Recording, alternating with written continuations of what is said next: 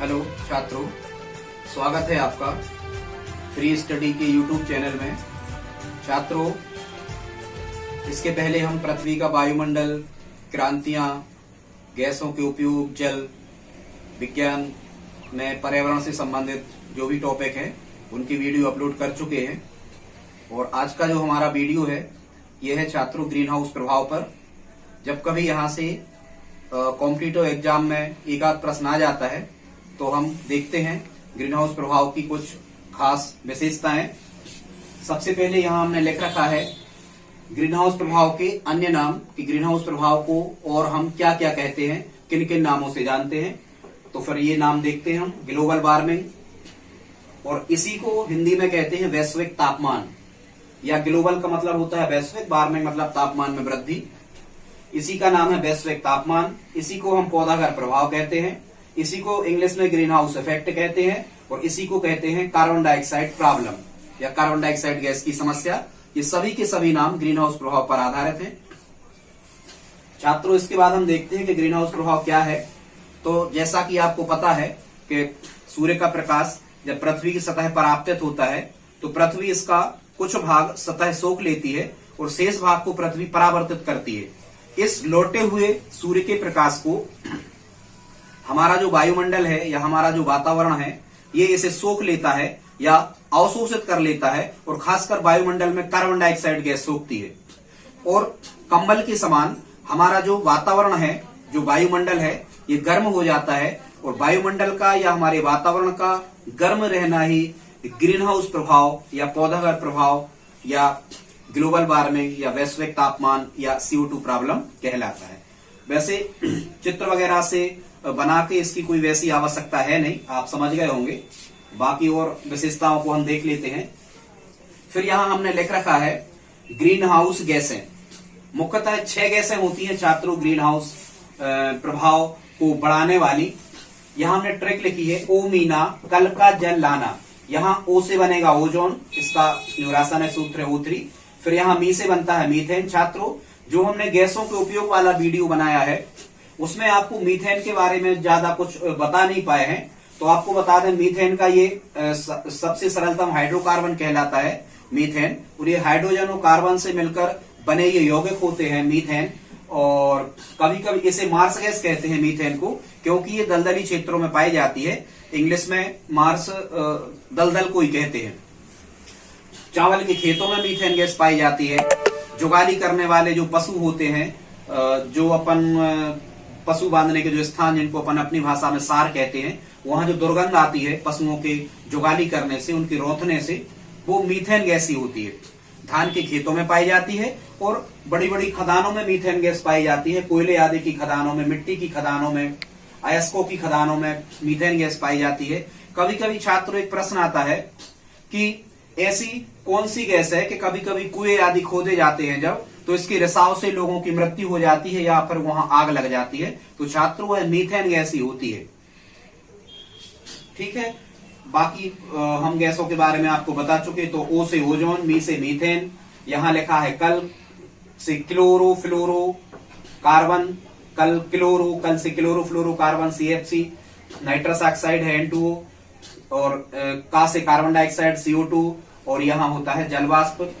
यहाँ छात्रों आपको ये याद रखना है, कभी कभी प्रश्न यहाँ से पूछा जाता है कि कौन सी ऐसी गैस है जो कार्बन डाइऑक्साइड, कौन सी ऐसी गैस है जो ग्रीन हाउस प्रभाव को बढ़ाने के लिए सबसे ज्यादा उपयोगी है, सबसे ज्यादा जवाबदेह है। तो इसमें आपको कहना है CO2 कार्बन डाइऑक्साइड गैस।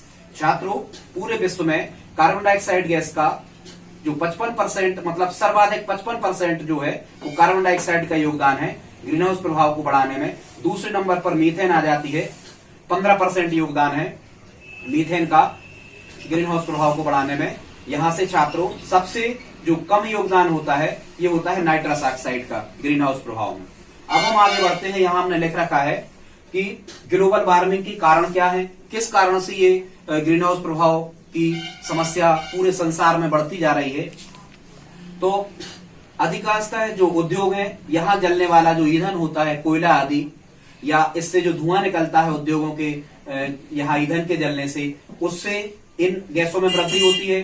जीवाश्म ईंधन, खासकर हम ये कोयला और पेट्रोलियम को जीवाश्म ईंधन कहते हैं। इस जीवाश्म ईंधन के जलने से भी इन गैसों में वृद्धि होती है, वाहनों के चलने से भी इन गैसों में वृद्धि होती है, और हरित गृह गैसों में वृद्धि यदि अन्य किसी भी कारण से हो रही होती है, जैसे समुद्र में सोडियम के कार्बोनेट या बाइकार्बोनेटों के विघटन से भी कार्बन डाइऑक्साइड गैस बनती है, और वन विनाश जो लगातार वृक्ष काटे जा रहे हैं इससे भी ग्लोबल वार्मिंग में वृद्धि होती है, और प्रदूषण से भी ग्रीन हाउस प्रभाव में वृद्धि होती है। इसके बाद में हमने यहाँ लिखा है ग्लोबल वार्मिंग या ग्रीन हाउस प्रभाव के दुष्प्रभाव। यदि ये ग्रीन हाउस प्रभाव लगातार बढ़ता जाए तो क्या होगा, तो सबसे पहले तो इसके जो दुष्प्रभाव पड़ेंगे ये वनों पर पड़ेंगे। वनों में कई प्रकार की जो वनस्पतियां होंगी, जो छोटे पौधे होते हैं, ये तापमान बढ़ने से पनप नहीं पाएंगे, ये सूख जाएंगे। वायु पर प्रभाव पड़ेगा, वायुमंडल एक तो दूषित होगा इन गैसों के बढ़ने से। ऑक्सीजन जो वायुमंडल को शुद्ध करती है, ऑक्सीजन और इन सभी गैसों का जो अनुपात है वो बिगड़ता चला जाएगा। फिर जलवायु आपके अनुकूल नहीं रह जाएगी, यहाँ जलवायु पर विपरीत प्रभाव पड़ेगा। छात्रों, कभी कभी एक प्रश्न आता है कि जलवायु परिवर्तन में महत्वपूर्ण भूमिका किस चीज की है। बहुत से ऑप्शन यहाँ मिलेंगे आपको, उन सब पे हमें नहीं जाना। जलवायु परिवर्तन जो पूरे संसार में वैश्विक स्तर पर देखा जा रहा है, तो छात्रों जलवायु परिवर्तन में सबसे जो महत्वपूर्ण भूमिका है ये ग्रीन हाउस प्रभाव की है। इसमें आप ग्रीन हाउस प्रभाव वाले ऑप्शन को तय करें। फिर फसलों पर विपरीत प्रभाव पड़ता है। फिर यहाँ हमने लिखा है यदि इसी प्रकार से तापमान बढ़ता गया और जिस दिन 3 से 6 डिग्री सेंटीग्रेड तक तापमान ग्रीन हाउस प्रभाव के दौरान बढ़ गया, तो जो अंटार्कटिक साइड जो बड़े बड़े ग्लेशियर हैं, ग्लेशियर मतलब बर्फ की बहुत बड़ी बड़ी जो चट्टानें हैं, पहाड़ हैं बर्फ के बहुत बड़े बड़े, ये पिघलेंगे तो नदियों का जलस्तर बढ़ेगा। जब नदियों का जलस्तर बढ़ेगा तो बाढ़ आएगी, और नदियों का जलस्तर बढ़ने से समुद्र सागरों का जलस्तर बढ़ेगा, और जो संसार के बहुत बड़े बड़े शहर जो तटीय मतलब समुद्र तट पर जो स्थित हैं उनके जलमग्न होने की संभावना बढ़ जाएगी, उनमें पानी आ जाएगा। इसके बाद में इसका सबसे महत्वपूर्ण जो दुष्प्रभाव है वो है वैश्विक तापमान में लगातार वृद्धि होती जा रही है। छात्रों, टेम्परेचर लगातार बढ़ता चला जा रहा है संसार का। इसके बाद हम देखते हैं ग्रीन हाउस प्रभाव की विशेषताएं, अन्य विशेषताएं, और ये सबसे पहले की कार्बन डाइऑक्साइड जो गैस है ये सर्वाधिक महत्वपूर्ण है और 55% योगदान होता है। सबसे पहले अर्हीनियस नामक वैज्ञानिक ने बताया था, वो रह गया था। फिर हम अन्य विशेषताएं देखते हैं तो ग्रीन हाउस प्रभाव शब्द का उपयोग सबसे पहले 1827 में जोसेफ फूरियर नामक वैज्ञानिक ने किया। इन्हीं ने ग्रीन हाउस प्रभाव के बारे में सबसे पहले बताया। ग्रीन हाउस प्रभाव में सर्वाधिक योगदान किस देश का होता है, तो छात्रों ये अमेरिका का योगदान है। सबसे ज्यादा ग्रीन हाउस प्रभाव या ये ग्रीन हाउस गैसें उत्सर्जित मतलब निकालने वाला जो देश है संसार में वो अमेरिका है। एक चीज और कभी कभी प्रश्न आता है कि जो ग्रीन हाउस प्रभाव है ये मुख्यतः किससे उत्पन्न होता है, तो सबसे जो महत्वपूर्ण फैक्ट है वो है जीवाश्म ईंधन के जलने से। आप इसको सिलेक्ट करें। जीवाश्म ईंधन खासकर कहलाते हैं कोयला और पेट्रोलियम। अब पेट्रोलियम के अंतर्गत बहुत सारी चीजें आ जाती हैं, मिट्टी का तेल है, डीजल है, पेट्रोल है, आदि चीजें। इनके जलने से खासकर ध्यान रखना, जीवाश्म ईंधन के जलने से सबसे ज्यादा ग्रीन हाउस प्रभाव बढ़ता है। फिर यहाँ हमने एक विशेषता लिखी कि ग्रीन हाउस प्रभाव कहाँ देखा जा सकता है, तो छात्रों ये क्षोभ मंडल में देखा जा सकता है। क्षोभ मंडल क्या है, जिसपे हम रहते हैं, निवास करते हैं। सतह से 0 किलोमीटर तक की ऊंचाई का जो वायुमंडल है वो क्षोभ मंडल कहलाता है। मौसम परिवर्तन संबंधी समस्त घटनाएं हमने बताया था क्षोभ मंडल में ही होती है। ओला गिरना, पाला पड़ना, कोहरा, जलवाष्प, बिजली की चमक, बादलों की गड़गड़ाहट और ये ग्रीन हाउस प्रभाव, ये सब क्षोभ मंडल में होता है। अभी तक पृथ्वी का जो औसत तापमान है वो 15 डिग्री सेंटीग्रेड है। ध्यान रखना, देखो यहाँ हमने लिखा है कि ग्रीन हाउस प्रभाव जो है ये हमेशा नुकसानदायक नहीं होता है। ये हमेशा नुकसानदायक नहीं है, इससे फायदा है। क्या फायदा है कि अभी पृथ्वी का औसत तापमान 15 डिग्री सेंटीग्रेड है, ये ग्रीन हाउस प्रभाव के कारण है। यदि ग्रीन हाउस प्रभाव नहीं हो रहा होता पृथ्वी पर तो ये टेम्परेचर लगभग 18 डिग्री सेंटीग्रेड हो जाता, शून्य से भी कम, बर्फ जमने से भी कम हो जाता। इसलिए फायदेमंद भी है, लेकिन ज्यादा मात्रा में नहीं बढ़ाना चाहिए। एक टेम्परेचर और छात्रों आप याद रखना, कभी कभी प्रश्न आता है कि ऐसा कौन सा टेम्परेचर है या कौन सा तापमान है जिसमें मानव समुदाय, खासकर मानव, बहुत अच्छे से अनुकूलित रह सकता है, अपना जीवन यापन भली भांति कर सकता है। ना उसे ठंड लगेगी ना गर्मी। तो आपको याद रखना है 20 से 25 डिग्री सेंटीग्रेड। 20 से 25 डिग्री सेंटीग्रेड का छात्रों जो टेम्परेचर होता है ये मानव के लिए सबसे ज्यादा अनुकूल, सुखद होता है, ध्यान रखें। इसके बाद में हमने लिखा है कि ग्रीन हाउस प्रभाव के उपयोग क्या है, तो यहाँ हमने 2 उपयोग लिख रखे हैं। कभी कभी क्या होता है कि जो ठंडे प्रदेश होते हैं, यूरोपीय देश जो होते हैं, जहां कई दिनों तक सूर्य नहीं निकलता, गर्मी नहीं मिलती, तो ऐसे प्रदेशों में फल, सब्जियां और फूल कांच के बने, बड़े बड़े कांच के जो दीवारें बनी होती हैं उनके अंदर उगाए जाते हैं। ऐसा इसलिए होता है कि वो जो कांच होता है उसकी एक विशेषता होती है कि वो कांच अधिक तापमान पर सूर्य के प्रकाश को अंदर तो आने देता है, लेकिन जब कम तापमान हो जाता है, जब सूर्य नहीं निकलता है कई दिनों तक, तो वो कांच उस अंदर आए हुए प्रकाश को बाहर नहीं जाने देता, बाहर जाने से रोकता है। और जैसे ही पेड़ पौधों को वहां अंदर तापमान या सूर्य का प्रकाश मिल जाता है तो वो जीवित बने रहते हैं, क्योंकि उनकी प्रकाश संश्लेषण की क्रिया वहां संपन्न हो जाती है, जो उनके जीवन के लिए या भोजन के लिए आवश्यक है।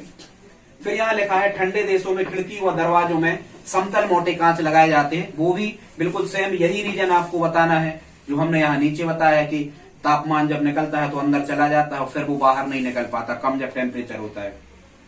यहाँ छात्रों हमने लिखा है कि वैश्विक स्तर पर CO2 का मापन या कार्बन डाइऑक्साइड का मापन कौन करता है, या इन सभी गैसों का मापन कौन करता है।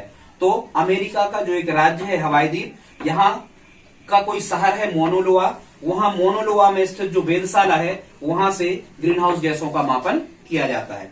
फिर हमने यहाँ लिखा है कि अंतर्राष्ट्रीय स्तर पर इसे कम करने का जो प्रथम प्रयास है, बहुत से प्रयास हो चुके हैं छात्रों, वो सब नहीं पूछा जाता, ये प्रथम प्रयास पूछा जाता है कि प्रथम प्रयास क्या किया गया अंतर्राष्ट्रीय स्तर पर, जब बहुत सारे देश चिंतित होने लगे कि तापमान में लगातार वृद्धि हो रही है।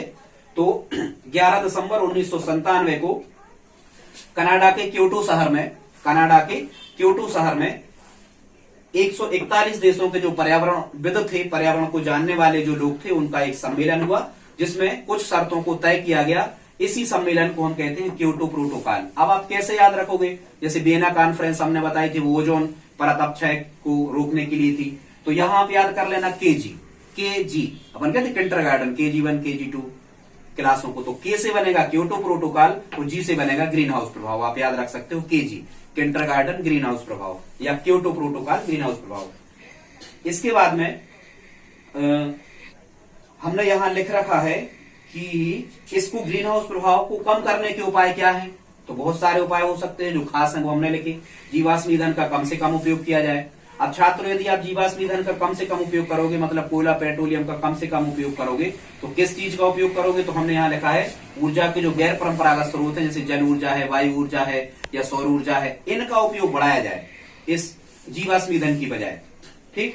फिर हमने लिखा है कि पुरानी मशीनें जो उद्योगों में लगी हैं, जो अत्यधिक धुआं या प्रदूषण फैलाने वाली, उनको बंद किया जाए, कुछ नियम बनाए जाए। जो उद्योग हैं खासकर जो ज्यादा प्रदूषण फैलाते हैं, उन पर रोक लगाई जाए, यहाँ नई मशीनें लगाई जाए। अधिक से अधिक वृक्षारोपण किया जाए, क्योंकि वन विनाश के ही कारण ये सब स्थितियां फैल रही हैं, तो यहाँ अधिक से अधिक वृक्षारोपण किया जाए। वन विकास की योजनाएं बनाई जाए ताकि अधिक से अधिक वनों का संरक्षण किया जा सके। फिर यहाँ छात्रों हमने 4 फैक्ट और लिख दिए हैं कि सर्वाधिक ध्वनि प्रदूषण किससे होता है, तो ध्यान रखो जेट विमानों से। सर्वाधिक वायु प्रदूषण किससे होता है, तो CO गैस से, मतलब कार्बन मोनोऑक्साइड से। सबसे ज्यादा जल प्रदूषण किससे होता है, तो आपको कहना है सल्फर डाइऑक्साइड से। ये सल्फर डाइऑक्साइड वाहनों से निकलती, उद्योगों से निकलती, सबसे ज्यादा वाहनों से, ज्वालामुखी उद्भेदन से। फिर यहाँ छात्रों हमने और लिखा है कि ग्रीन हाउस प्रभाव को कैसे कम किया जा सकता है, तो यहाँ एक योजना कहलाती है ग्रीन मफलर। ये पूछा जाता है जब कभी कि ग्रीन मफलर क्या है, तो जो ग्रीन मफलर है ये वायु प्रदूषण और ध्वनि प्रदूषण को कम करने के लिए, आपने देखा होगा कि बड़ी बड़ी इमारतें जो होती हैं उनके आसपास बाग बगीचे लगा दिए जाते हैं, हरी घास लगा दी जाती है।